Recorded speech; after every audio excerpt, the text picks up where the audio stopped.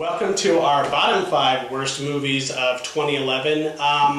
Before we start this, I'll say that this was a much more middling year, I think. Yeah. Last year, for me, there was like two. It was like there was a lot of really good stuff, there was a lot of really bad stuff. Yeah. This year, even though my bottom 5 are my bottom 5, there's none of them that I hate as bad as anything that was probably on my list last year. Gotcha. There's some stuff, like when I was putting together my bottom 5, it was actually sort of difficult because I was like, well, I didn't really like that, but did I hate it? No, it was just boring. Or I didn't like that, but yeah. So there's a lot of stuff it's more of a bottom 5 meh for me, with the exception of a couple. Yeah, no. Would you say any of those are as bad as Legion? Yes. Yes, okay. So why don't you give me some of your dishonorable mentions. Dishonorable mentions. Well, this list goes on and on. In fact, it's crumpled up for you folks at home. Alrighty. We had I Am Number 4. Another Alex Pettyfer joint. That was pretty bad. I had Arthur.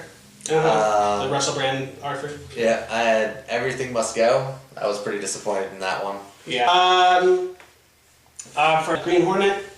Which I actually found more disappointing in a lot of ways than Green Lantern, just because it just did not know what it wanted to be. Red Riding Hood, which is the Red Riding Hood Twilight thing. Never even saw that. You don't have to. Actually, you have seen it already when Tim Burton did Sleepy Hollow. Exact same movie, a lot better. The Change Up, another really obnoxious comedy that I don't find funny at all, and Twilight Breaking Dawn Part 1. That's right, you actually saw that. I went to the opening night even. Nice. Number 5 was The Green Lantern. Okay. Ooh, CGI'd to the point of terrible. The worst villain ever. Oh, I'm a dark, scary cloud. Ooh, oh, I made this guy's head big and bulbous. Now. Oh my god. I haven't read any Green Lantern lore or anything, so I'm sure everyone out there is going, how could you hate Draxus? Whatever his name was. But it was bad. The acting, Ryan Reynolds did not care about that. Because I think he wanted to do Deadpool and he was dumb enough to do Green Lantern instead, and he regrets his decision. He should. Yes, he should. Because he clearly would be a better I didn't like that movie. I remember I came out of it very disappointed. But I didn't hate it either. I thought it was just really... My opinion of the Green Lantern is it's just... Comic movies have gotten way too good to be that lazy. Yeah. Like, if that had come out in 2001, we probably would have been like, oh, yeah, Green Lantern, it's okay. Yeah, well, the other choice was, what, Hellboy and 1980s Superman? Yeah, I mean, the first couple X-Men movies, that kind of stuff. Yeah. But, I mean, when having it come post-Dark Knight, nobody has the excuse to be that lazy now. You just can't get away with, just doing a real formula plot like that, real formula love story that's, oh, God, that love story was forced. Blake Lively ruined that movie for me. Number 5 worst movie of 2011 is Drive Angry 3D. Aw, man! Bottom 5? Bottom 5. And like I said, a lot of these are just as interchangeable with some of my honorable mentions. But it was just dumb. It's not dumb in a fun way, in my opinion. I thought that it's trying to go for that whole kind of grindhouse, exploitation revival kind of thing, and we've had a lot of that recently with Rubber and what was that other one? Hobo with a Shotgun, and there's this new movie coming out called Nuns with Guns. Like there's this whole like return to exploitation that the whole Tarantino and Robert Rodriguez thing sort of spawned. But there's a lot of directors out there I don't think are nearly as clever as Tarantino or Robert Rodriguez, and so they get the idea of like, okay, we're supposed to make a bad movie, but they don't get the whole part where like, and then make it good. So instead they just make these high budget bad movies, and this is the type of movie that's the reason why Nick Cage can't ever seem to pull his career out of a hole. So it didn't do much for me. I know you sort of had fun with it. Well, that's it. But I like silly and absolutely no nonsense. Bad movies are bad, but I enjoy them. I go to them and I get excited by how bad they are. On to number 4. Number 4 for me. Priest. Priest. Paul Bettany, you're back on my bottom 5. 2 years in a row. Nobody likes you. So yeah, there we are. Another. Let's try to make a comic book sci-fi movie. And same director as Legion too. Scott Stewart, I think is his name. Yeah. So Scott Stewart, you suck. Yeah. Get a new job. Yeah, totally. Yeah, one of those movies you go. We rented it, and I regret renting it. I mean, had I instant streamed it on Netflix, maybe I'd have a different opinion. But nah, I paid for that crap, and I want my money back. Agreed. Yeah.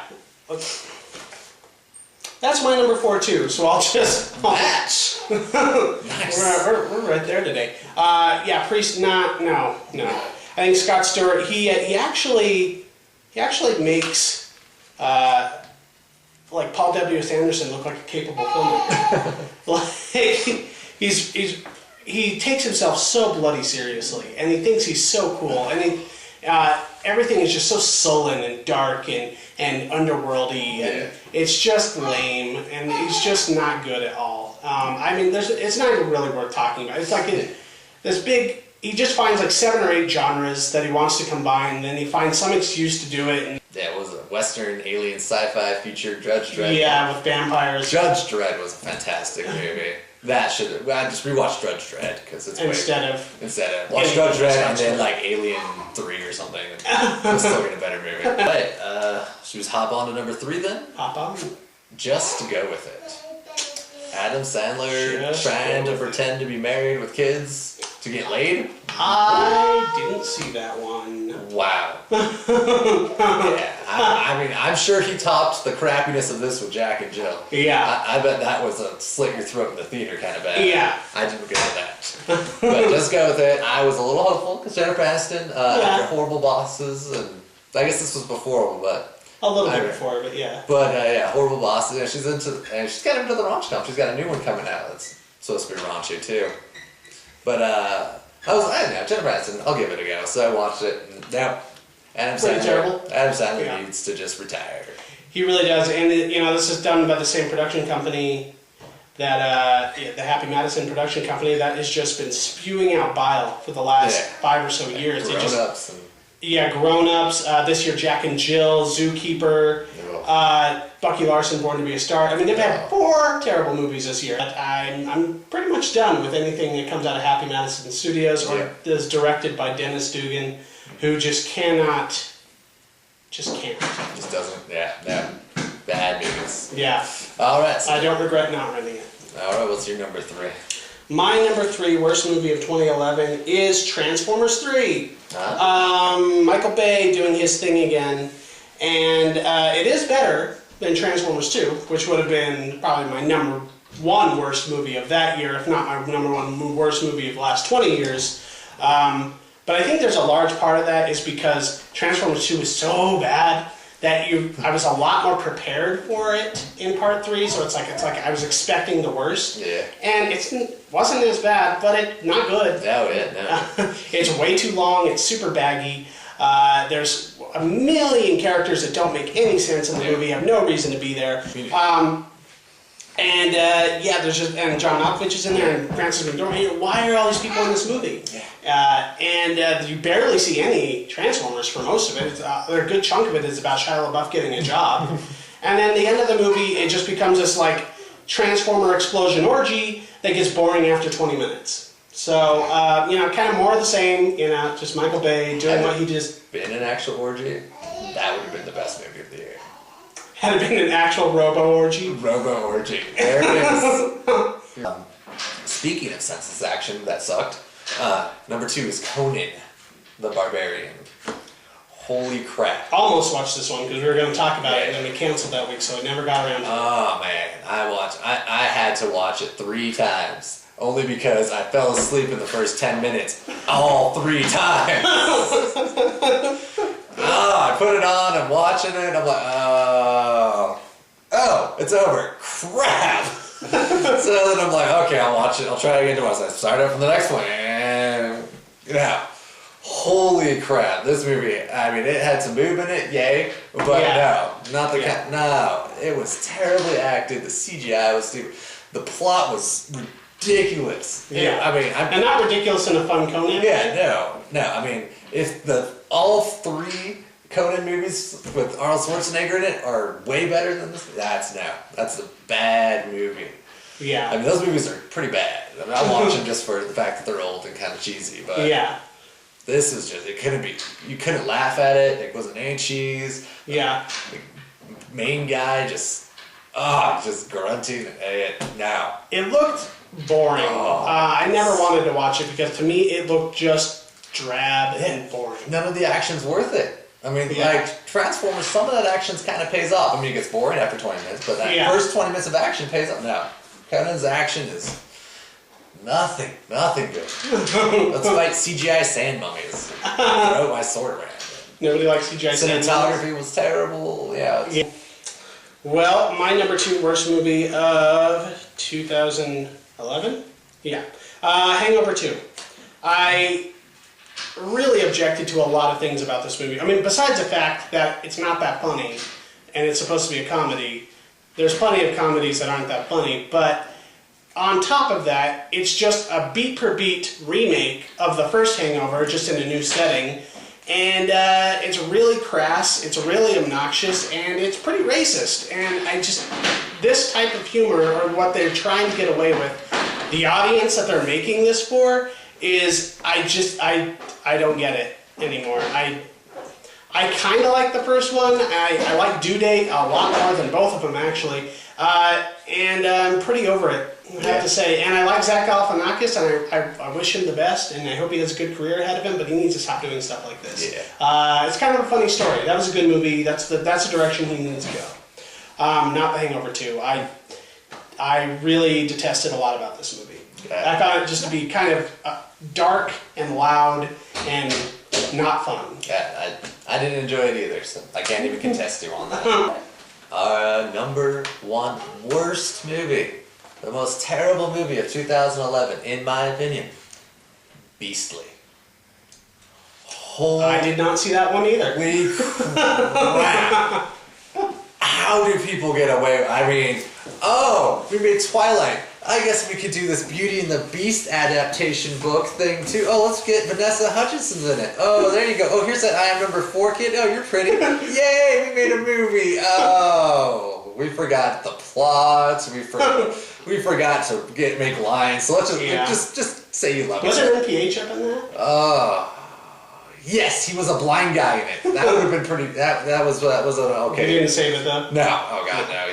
Apparently not. He's a blind teacher that is like, see through the ways of the whatever magic that was. Oh my god, it was so bad. I mean, yeah. I think even teenagers found this movie painful. Like, it came out to rent, nobody wanted that crap. It just sat on that wall, collected dust, and now I've got 75 used copies that have been there for 6 or 7 months.